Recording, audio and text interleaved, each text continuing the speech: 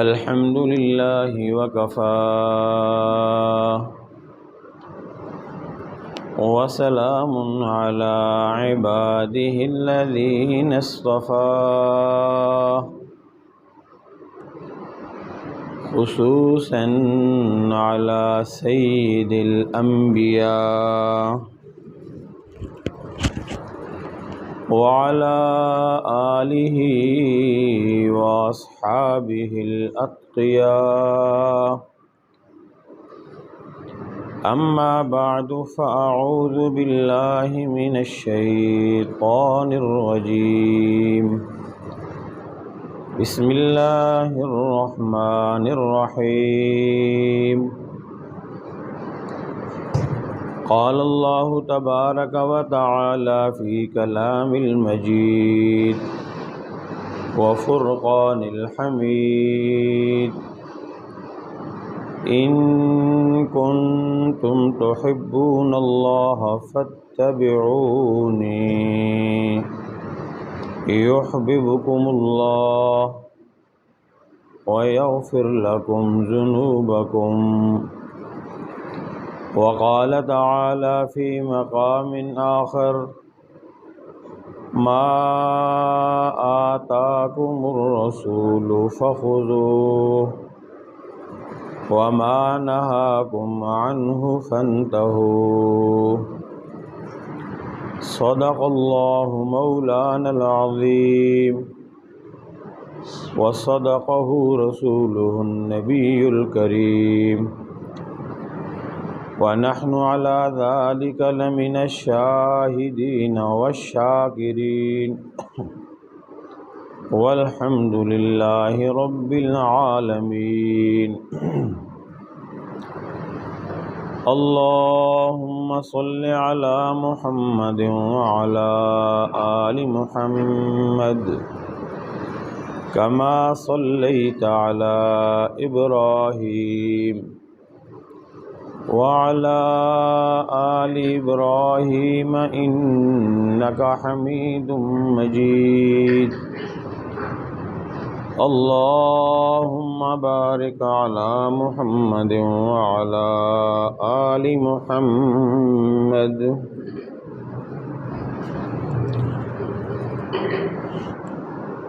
كما باركت على إبراهيم وعلى آل إبراهيم إنك حميد مجيد انتہائی قابل احترام و اکرام عزیزوں، بھائیوں اور دوستوں، رب کریم کا بے پناہ کرم، احسان، فضل اور شکر ہے کہ اس نے ہمیں اپنا عظیم مبارک مہینہ اور اس کی تکمیل اور اس کے ساری احکامات اس کو سننے، سمجھنے، عمل کرنے کی توفیق نصیب فرمائی۔ رب کریم کے حضور یہ التجا ہے کہ اللہ کریم یہ دوسرا شروع ہونے والا مبارک مہینہ اور آج کا یہ بابرکت دن، جمعہ کا مبارک دن، آج کی ساری خیریں، برکتیں، رحمتیں، راحتیں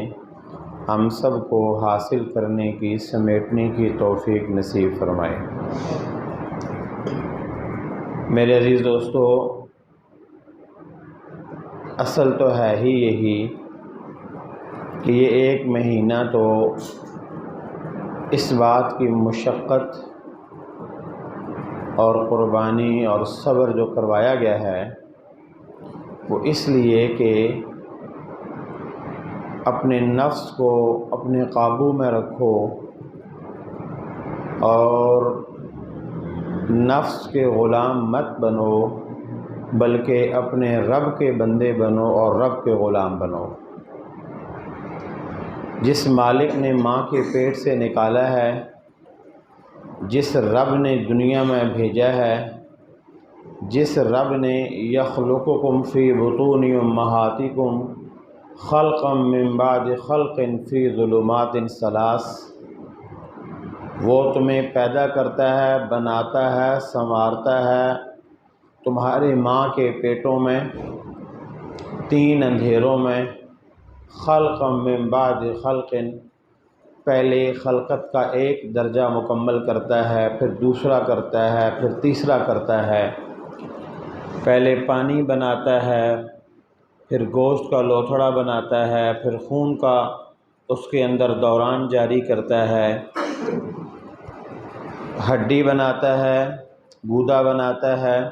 اوپر گوشت کو پیوند کاری کرتا ہے، اور ناف سے شروع ہونے والا یہ قدرت کا کرشمہ وہ دونوں طرف بڑھنا شروع ہوتا ہے کہ سب سے پہلے بچے کی ناف بنتی ہے، اور اس کے بعد اس کا ہونے والا سفر سر کی طرف اور پاؤں کی طرف ہونا شروع ہوتا ہے۔ 9 مہینے میں میرے رب کا کارخانہ، میرے رب کی قدرت کا کرشمہ، میرے رب کی قدرت اور اس کی کارسازی، میرے رب کی قدرت اور اس کا کارنامہ، وہ 9 مہینے میں پانی کے ایک قطرے سے شروع کر کے وہ ایک اچھا بھلا خوبصورت بچہ، وہ 9 مہینے کے سفر میں 3 مہینے کے بعد اس میں روح پھونک دیتا ہے، اور اس کے کھلانے پلانے کا سارا نظام ماں کی ناف سے بچے کی ناف تک وہ غیب سے وہاں پہنچاتا ہے۔ 9 مہینے ماں کے پیٹ میں رکھے، پھر میرا رب اس کو دنیا میں لے کے آتا ہے، اور دنیا میں جب اس کو لے کے آتا ہے، ہاتھ ہوتے ہیں پکڑ نہیں سکتا، پاؤں ہوتے ہیں چل نہیں سکتا، زبان ہوتی ہے بول نہیں سکتا، دانت ہوتے ہیں چبا نہیں سکتا، اس کو کسی چیز کی سمجھ نہیں ہوتی، وہ چیخ رہا ہوتا ہے، وہ رو رہا ہوتا ہے، اور اس کے پاس اس کے ارد گرد ماں، اس کی بیٹا بھائی، اس کا باپ، اس کا اور اس کے لواحقین رشتہ دار اس کے پاس کھڑے ہو کے اس کو ہنس رہے ہوتے ہیں، خوش ہو رہے ہوتے ہیں۔ اللہ نے ہمیں بیٹا دیا، اللہ نے ہمیں بیٹی دی، اللہ نے ہمیں اولاد دی، منتیں اور مرادیں مانی جاتی ہیں، اور کتنے قسم کے ان کے لیے جتن کیے جاتے ہیں کہ اللہ ہمیں اولاد نصیب فرمائے۔ پھر 9 مہینے کے بعد قدرت کا ایک کرشمہ اس دنیا میں آتا ہے، اس کے ہاتھوں میں اللہ سخت پیدا کرتا ہے، وہ پکڑنا شروع کرتا ہے، اس کے انہی چھوٹے سے معصوم ننھے منھے پاؤں میں اللہ وہ جرت پیدا کرتا ہے، وہ سختی پیدا کرتا ہے، وہ سخت اس کے اندر ڈالتا ہے کہ یہ پاؤں اس کو لے کے کھڑا ہوتا ہے، اس کی ریڑھ کی ہڈی جو کچھ عرصہ پہلے کروٹ نہیں بدل سکتا تھا، آج وہ چلنا شروع کر دیتا ہے، دوڑنا شروع کر دیتا ہے، بھاگتا ہے، کھیلتا ہے۔ ماں باپ کی آنکھوں کی ٹھنڈک ہے، ماں اور باپ اس دونوں مل کے اس بچے کے ایسے نوکر بن جاتے ہیں۔ ماں گھر کی 4 دیواری میں اس بچے کی خدمت میں لگ جاتی ہے، باپ سارا دن کبھی مزدوری کرتا ہے، کبھی محنت کرتا ہے، کبھی کوئی دھندا اور کبھی کوئی کام، ہر آن ہر گھڑی وہ اسی میں رہتا ہے کہ میں اپنے بچے کا پیٹ پالوں، میں اپنے بچے کی زندگی کا سامان کروں، اس کی راحت کا سامان لاؤں۔ کھلونا دیکھتا ہے تو اسی کے لیے، کپڑے دیکھتا ہے تو اسی کے لیے سوچتا ہے، کھانا دیکھتا ہے تو اسی کے لیے سوچتا ہے، بستر دیکھتا ہے تو اسی کے لیے ماں اور باپ مل کے اس بچے کے نوکر اور خادم بن جاتے ہیں۔ یہ سفر چلتے چلتے یہاں تک ہوتا ہے کہ وہ انسان نوجوان ہو جاتا ہے، وہ عاقل ہو جاتا ہے، وہ بالغ ہو جاتا ہے، وہ سمجھدار ہو جاتا ہے، اس کی کمر کے اندر مضبوطی آ جاتی ہے، اس کے ہاتھ اور پاؤں میں مضبوطی آ چکی ہوتی ہے، وہ اب اپنی مرضی سے سوچتا ہے اور کرتا ہے، اور وہ اپنی مرضی سے سوچتا ہے تو چلتا ہے۔ کل تک جن پاؤں کو وہ اٹھا نہیں سکتا تھا، آج وہ پاؤں اس کو اٹھا کے چلتے ہیں۔ کل تک جو ہاتھ اس کا وزن اٹھا نہیں سکتے تھے، آج وہ ہاتھ اور اس کا وزن جس چیز کو چاہتا ہے پکڑتا ہے، اٹھاتا ہے، لاتا ہے اپنے پاس، ہاتھ اور پاؤں نے کام شروع کر دیا، آنکھوں نے دور تک دیکھنا شروع کر دیا، دانتوں نے چبانا شروع کر دیا، دل اور دماغ نے اپنی اپنی اسکیمیں بنانا شروع کر دی۔ یہ انسان اب عقل مند ہو گیا، یہ بالغ ہو گیا، یہ عاقل ہو گیا،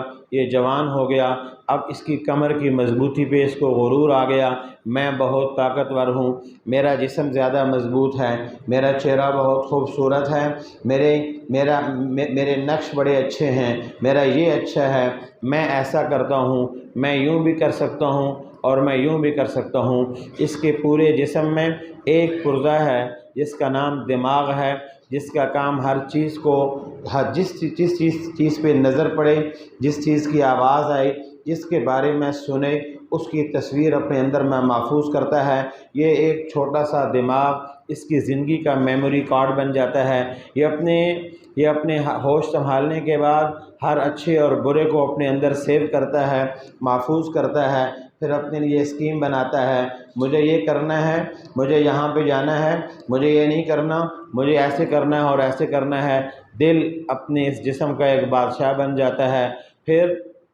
اس دل میں جو خواہش آتی ہے وہ الگ بات ہے، اچھی آتی ہے یا بری آتی ہے۔ دل میں جو خواہش آتی ہے، دل کہتا ہے مجھے یہ چاہیے، دماغ سوچتا ہے کہاں سے لینا ہے۔ دل کہتا ہے مجھے کھانا کھانا ہے، دماغ سوچتا ہے کہاں رکھا ہوگا، الماری میں، فریج میں، کچن میں، دکان میں، ہوٹل میں، کہاں سے لانا ہے، یہ دماغ اس کی تدبیر کرتا ہے۔ پورا جسم دے کے اللہ نے دل کو اس کا بادشاہ بنا دیا، دماغ کو اس کا وزیر بنا دیا۔ یہ دل جو بادشاہ ہے، یہ جو چاہتا ہے، یہ جو کرنا چاہتا ہے، یہ جو سوچتا ہے، وہ اس کے متعلق اس کو کہہ دیتا ہے۔ پھر دماغ یہ سوچتا ہے کہ مجھے یہ حاصل کرنا ہے۔ شروع میں بھوک لگتی تھی، یہ ماں کو کہتا تھا مجھے کھانا چاہیے، پھر بھوک لگتی تھی، یہ باپ کو کہتا تھا مجھے کھانا چاہیے، ضرورت ہوتی تھی، دل کہتا تھا مجھے یہ چیز چاہیے، دماغ کہتا تھا ماں سے کہو یا باپ سے کہو، یہ پھر اپنے ماں اور باپ کو کہتے تھے، یہ بچہ کہتا تھا، ماں اور باپ اس کی ضرورت پوری کرتے تھے۔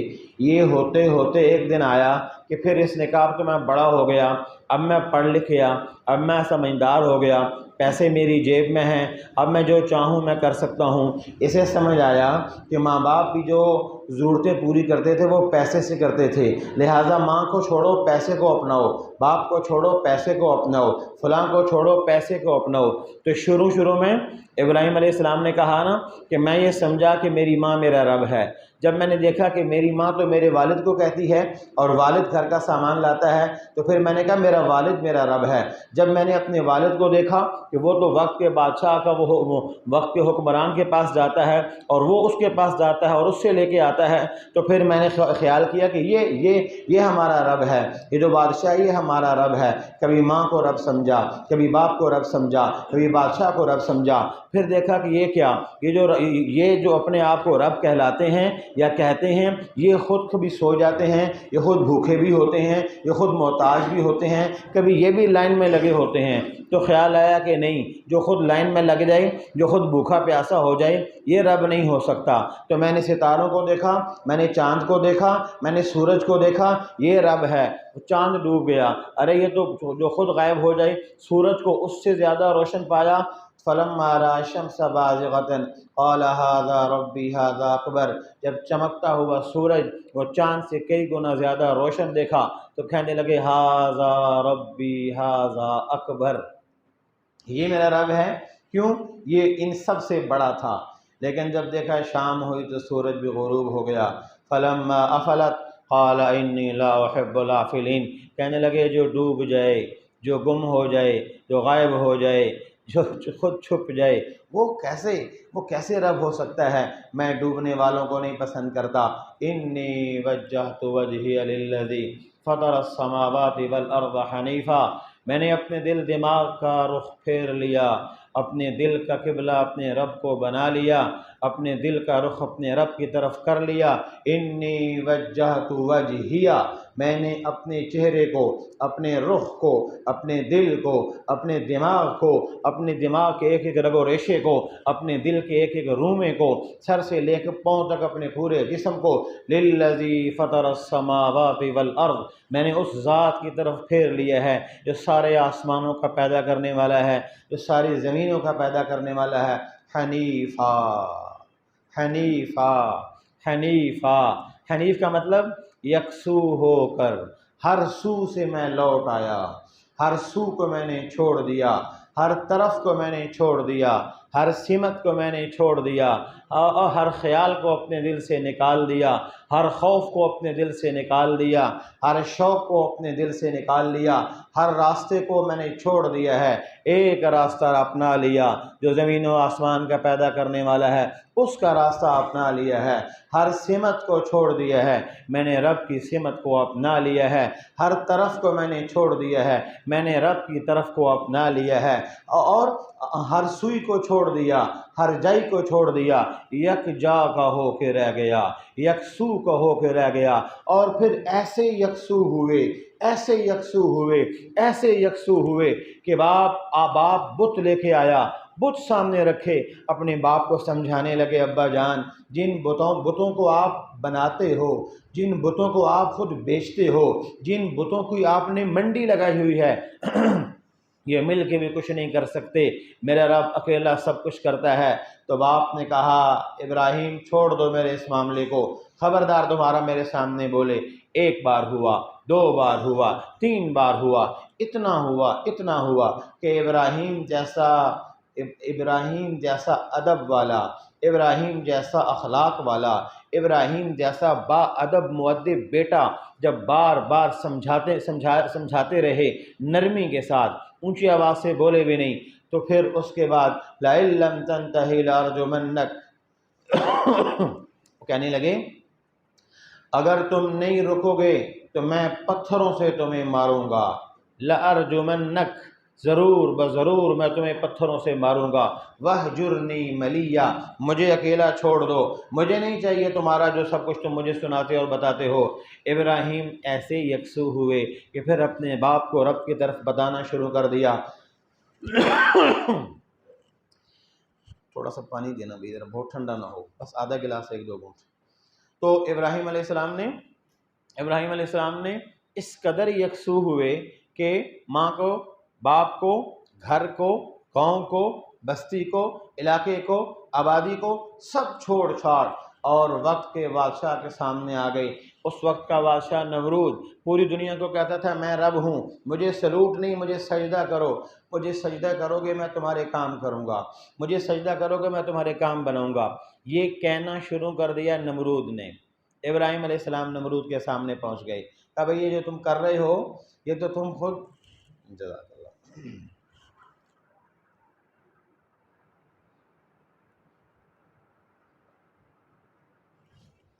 جزاک اللہ۔ ابراہیم علیہ السلام کہنے لگے بھئی یہ جو تم نے شروع کر دیا ہے، تم اللہ سے ٹکر لے رہے ہو، چھوڑو اللہ کی نافرمانی کو، صلح کرو اللہ سے۔ تو نمرود کہنے لگا میں رب ہوں، ایسے کیسے ہو سکتا ہے؟ الم تر الی الذی حاج ابراہیم، قرآن نقشہ کھینچتا ہے، بیک سٹوری دیتا ہے، کیا تو نے نہ دیکھا اس شخص کو، نام بعد میں لیا، الم تر الی الذی، تو نے دیکھا اس کو، الذی حاج ابراہیم، جو ابراہیم سے حجت بازی کر رہا تھا، ابراہیم سے تو تڑا کر رہا تھا، ابراہیم سے تکرار کر رہا تھا، بحث مباحثہ کر رہا تھا، جھگڑ رہا تھا۔ الم تر الی الذی حاج ابراہیم، کس مسئلے میں جھگڑ رہا تھا؟ ہمارے ہاں لوگ مہنگائی پہ لڑتے ہیں، پارٹیوں پہ لڑتے ہیں، سیاستوں پہ لڑتے ہیں، انہیں یہ نہیں پتہ کہ کرنا کیا ہے، بیچارے فضول چیزوں میں اپنا وقت ضائع کرتے ہیں۔ رب کے نام پہ جھگڑا شروع ہو گیا۔ ابراہیم کہنے لگے میرا رب اللہ ہے، وہ کہنے لگا نہیں میں خود رب ہوں۔ الم تر الی الذی حاج ابراہیم، ابراہیم علیہ السلام سے جھگڑا شروع کیا، فی ربہ، کس میں؟ رب کے معاملے میں، ان آتاہ اللہ الملک، وہ کہتے ہیں اللہ نے تمہیں بادشاہت دی، وہ کہتا ہے نہیں میں بادشاہ ہوں۔ اچھا یہ میں والی بات آپ کو سنانی تھی، میں مجھے شروع میں بات کر رہا تھا کہ بچے کو ماں کے پیٹ میں اللہ پالتا ہے، پھر دنیا میں اللہ لے کے آتا ہے، پھر ماں باپ اس کی خدمت کرتے کرتے جوان ہو جاتا ہے، پڑھ لکھ جاتا ہے، جوان ہو جاتا ہے، تو پھر یہ کیا کہتا ہے میں ایسا۔ نمرود نے کیا کہا؟ اللہ نے، وہ کہتے ہیں اللہ نے ملک دیا، کہتا ہے نہیں میں بادشاہ ہوں، میں ایسا ہوں، میں ایسا ہوں۔ ابراہیم علیہ السلام نے کہا نہیں ایسا نہیں ہے۔ وہ کہنے لگا، ابراہیم علیہ السلام نے کہا ربی الذی یحیی و یمیت، تم اپنی بادشاہ پہ غرور مت کرو، میرا رب وہ ہے جو مارتا بھی ہے اور زندہ بھی کرتا ہے۔ اس نے کہا انا احیی و امیت، تم کیسی باتیں کرتے ہو، میں تمہیں ابھی دکھاتا ہوں۔ جو جس کو پھانسی دینی تھی اس کو چھوڑ دیا، اور ایک چلتے پھرتے بندے کو پھانسی لگا دیا، کہنے لگا یہ دیکھو۔ ابراہیم سمجھ گئے، کیا سمجھے؟ وہی سبق ہمیں بھی سمجھنا چاہیے۔ جان گئے ابراہیم کہ جو رب رسول کا نافرمان ہوتا ہے اس کا دماغ، عقل، سمجھ اللہ ختم کر دیتا ہے۔ وہ کوئی نمرود بنے پھرتا رہتا ہے، کوئی فرعون بنے پھرتا رہتا ہے تو پھرتا رہے، اللہ ایک دم پکڑتا نہیں ہے۔ اللہ پہلے دن فرعون کو نہیں پکڑتا، اللہ سمجھاتا ہے، بتاتا ہے۔ سمجھنے والے جس کی قسمت میں ہدایت ہو سدھر جاتے ہیں، قسمت میں ہدایت نہ ہو وہ بڑے نافرمان بنتے ہیں۔ وہ کہتے ہیں ہم ایسا، نمرود کہنے لگا میں ایسا، میں نے اس کو دیکھو اس کو مار دیا، اور اس کو جس کو مرنا تھا اس کو میں نے چھوڑ دیا۔ ابراہیم سمجھ گئے۔ اور ہمارے ایک وہ استاد محترم تھے، اللہ غریب کے رحمت کرے، وہ فرمایا کرتے تھے رب رسے مت کھسے، رب رسے نہ مارے لاٹھیاں، رب رسے مت کھسے۔ ہاں، کوئی بھی گناہ آپ دنیا کا دیکھ لیں، جو 5 وقت نماز کا عادی ہے وہ ایک دن نماز چھوٹ جائے تو اپنی کیفیت دیکھے، جس کو 4 نمازوں کی عادت ہے وہ ایک دفعہ 3 پہ آ جائے وہ اپنی حالت دیکھے، جو جھوٹ سے اپنے آپ کو بچاتا ہے، منہ سے غلطی سے جھوٹ نکل جائے وہ اسی وقت اپنی حالت دیکھے۔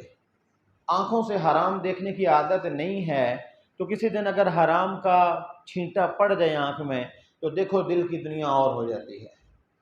کانوں میں حرام سننے کی عادت نہیں ہے، خوش قسمت ہے وہ شخص، اور کبھی حرام آواز پڑ جائے اپنے دل کی کیفیت پہ غور کیا کرو۔ حدیث میں آتا ہے نا کہ دل کے اوپر ایک نقطہ لگ جاتا ہے، آنکھ نے گناہ کیا دل پہ نقطہ، زبان نے گناہ کیا دل پہ نقطہ، کان نے گناہ کیا دل پہ نقطہ، ہاتھ نے گناہ کیا دل پہ نقطہ، پاؤں نے گناہ کیا دل پہ نقطہ۔ جس جسم کے حصے سے گناہ ہوا نقطہ دل پہ لگتا ہے، ہوتے ہوتے یہ دل سارا کالا ہو جاتا ہے۔ کالا تو اندھیرا کہاں اس میں روشنی ملتی ہے، کالے اندھیرے میں کہاں راستہ ملتا ہے۔ اپنی کمرے میں بیٹھے ہوئے اندھیرا ہو جائے، اپنی اینک نہیں ملتی، اپنا پرس نہیں ملتا، اپنا جوتا نہیں ملتا، سنو اگر اس دنیا میں ظلم کا اندھیرا ہے، کفر کا اندھیرا ہے، شرک کا اندھیرا ہے، اور آپ کے دل کے اندر بھی گناہ کا اندھیرا ہے، جب باہر بھی اندھیرا ہوگا اندر بھی اندھیرا ہوگا، 2 اندھیروں میں کہاں راستہ ملے گا، کہاں روشنی ملے گی؟ دل کو گناہوں سے پاک کیجئے، دل کو گناہوں سے صاف کیجئے، اپنے آپ کو اللہ کے نافرمانی سے بچائیے۔ انا عند المنکسرۃ قلوبہم، میرا اللہ کہتا ہے مجھے تلاش کرنا ہے، ان لوگوں کے دلوں میں تلاش کرو جن کے دل میری محبت میں ٹوٹے رہتے ہیں، جن کے دل میری محبت میں آباد رہتے ہیں، جن کے دل میری محبت میں مست رہتے ہیں، جن کے دل میری محبت سے سرشار رہتے ہیں۔ ہمیں جو اللہ ہمیں اپنی محبت نصیب فرمائے۔ ابراہیم علیہ السلام سمجھ گئے کہ نافرمانی کرتے کرتے اوپر والا کھانا اس کا کھسک گیا ہے، تو یہ اب ایسے نہیں سمجھے گا۔ ابراہیم علیہ السلام نے کہا اچھا، ان اللہ یاتی بالشمس من المشرق فاتی بها من المغرب، میرا اللہ سورج مشرق سے نکالتا ہے، تم نکالو مغرب سے۔ بھائی یہ کہنا تھا فبہت الذی کفر، قرآن کہتا ہے کافر حیران سرگرداں ہو گیا، مبہوت ہو کے رہ گیا کہ یہ کیا ہو گیا ہے۔ یہ وہی ابراہیم ہے جو کبھی ماں کو رب کہتے تھے، کبھی باپ کو کہتے تھے، کبھی سورج اور چاند کو کہتے تھے، عمر بڑھتے بڑھتے بڑھتے جب اوپر ہوئے تو کہنے لگے نہیں، ڈوبنے والا رب ہو ہی نہیں سکتا، چھپنے والا رب ہو ہی نہیں سکتا، غائب ہونے والا رب ہو ہی نہیں سکتا، وہ ہے سوتا نہیں، اونگتا نہیں، چھپتا نہیں، بھاگتا نہیں، ڈرتا نہیں، اور وہ غافل نہیں ہوتا، اور وہ بھولتا نہیں ہے، اس کا فیصلہ کبھی غلط نہیں ہوتا، اس کی قدرت کو کبھی ناکامی نہیں ہوتی، اس کے فیصلے کو کبھی موڑنا نہیں پڑتا، توڑنا نہیں پڑتا۔ وہ ذات ہے جو جب چاہے جس طرح چاہے جتنا چاہے کرنے، اپنا سب کچھ کرنے میں ذرے بھر کا کسی کا محتاج نہیں۔ سارا جہان، ساری مخلوق، ساری کائنات، عرش، فرش، لوح و قلم، کرسی، سب اس رب کے محتاج ہیں، اس کے در کے محتاج ہیں۔ تو بندے کے ذمے اصل ہے ہی یہی کہ اب دنیا میں آ گئے ہو، اب دنیا کو تو جو مجبوری ہے کرنا تو پڑے گا، کھانا بھی ہے، کمانا بھی ہے، سارے کام کرنے پڑیں گے۔ کھانے کمانے میں ایسے مت لگ جائیں کہ رب کو بھول جائیں، رب کے حکم کو بھول جائیں۔ اللہ نے یہ مبارک مہینہ دیا تھا، لگے رہے، اسی طریقے سے ابھی بھی لگے رہنا ہے کہ نمازیں اب بھی جماعت کے ساتھ ہوں، مسجدیں اب بھی بھری ہوئی ہوں۔ ایسے نہیں کہ عید کیا آئی کہ مسجدیں خالی ہو گئیں، رمضان کیا ختم ہوا کہ نمازی ختم ہو گئے، رمضان کیا ختم ہوا کہ مسجد کی آبادیاں ختم ہو گئیں، رمضان کیا ختم ہوا کہ اللہ کے گھر ویران ہو گئے۔ نہیں نہیں، مسلمان کی یہ شان نہیں ہے مسلمان کی یہ شان نہیں ہے۔ مسلمان کی شان، اللہ اکبر، ایک کافر مچھیرا مچھلیاں پکڑنے والا، ایک مسلمان مچھیرا، دونوں پانی کے کنارے، کافر اپنا جال پھینکتا ہے، بسم اللہ والعزیٰ، لات اور عزیٰ کے نام سے میں نے جال پھینکا، جال نکالتا ہے تو مچھلیوں کا جال بھرا ہوا۔ مسلمان پھینکتا ہے بسم اللہ الرحمن الرحیم، اس کا جال خالی۔ سارا دن یہ تماشا چلتا رہا یہ ہوتا رہا۔ شام کا وقت ہوا، جانے کا وقت ہوا، غروب آفتاب کا وقت آیا تو وہ جو کافر تھا اس نے جال پھینکا، بسم اللہ والعزیٰ، لات اور عزیٰ کے نام سے پھینکتا ہوں، اس کا جال ڈبل بھر کے آیا۔ مسلمان نے پھینکا، دو مچھلیاں آئیں، نکالا تو دونوں مچھلیاں ہاتھ سے پھسل گئیں۔ تو جو روزی کا فرشتہ ہے وہ یہ دیکھ رہا تھا اور کہنے لگا میرے اللہ، یہ تیرا نام لیتا ہے، وہ بتوں کا نام لیتا ہے۔ تو میرے اللہ نے کہا تمہیں بتاؤں، یہ جو میرا نام لے رہا تھا اس کے پاس میرا نام ہے، وہ اس کے پاس کچھ بھی نہ ہو، اس کے پاس ساری دنیا ہو جائے، ساری دنیا بھر جائے اس جیسوں سے، یہ ایک ان سب سے قیمتی ہے۔ دوسری چیز، یہ جو شخص میرا نام لے رہا تھا، جزاک اللہ،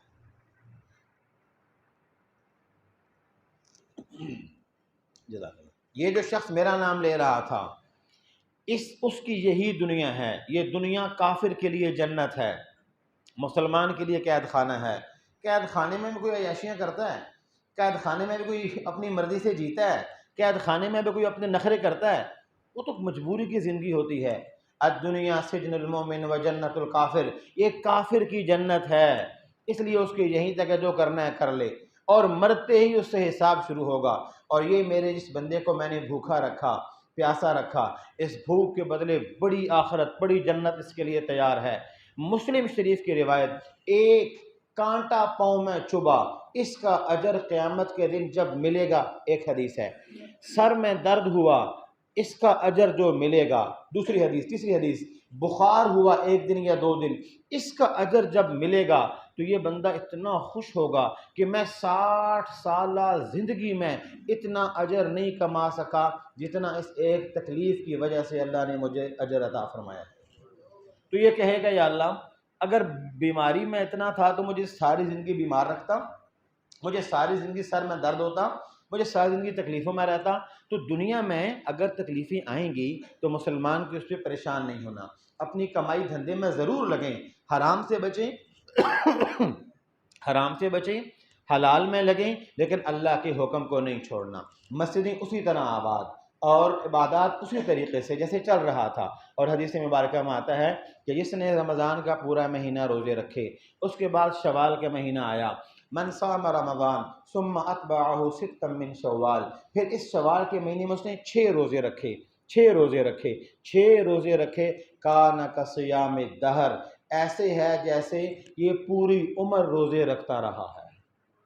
تو مہینہ آپ نے رکھ لیا، اس مہینے میں 6 نفلی روزے ہیں، کسی بھی دن رکھیں، کسی بھی ہفتے رکھیں، اکٹھے رکھنا کوئی ضروری کوئی نہیں کہ 6 روزے اکٹھے رکھیں، 6 روزے اس پورے مہینے میں رکھنے ہیں، جمعرات کو رکھیں، پیر کو رکھیں، جس دن بھی آپ کو آسانی ہو، اس فضیلت کو سامنے رکھیں کہ اللہ کے نبی علیہ السلام نے فرمایا کہ اس کا ثواب ایسے ہے جیسے انسان ساری عمر روزے رکھتا رہا ہے۔ اہتمام کریں گے نا انشاءاللہ، اللہ عمل کرنے کی توفیق نصیب فرمائے۔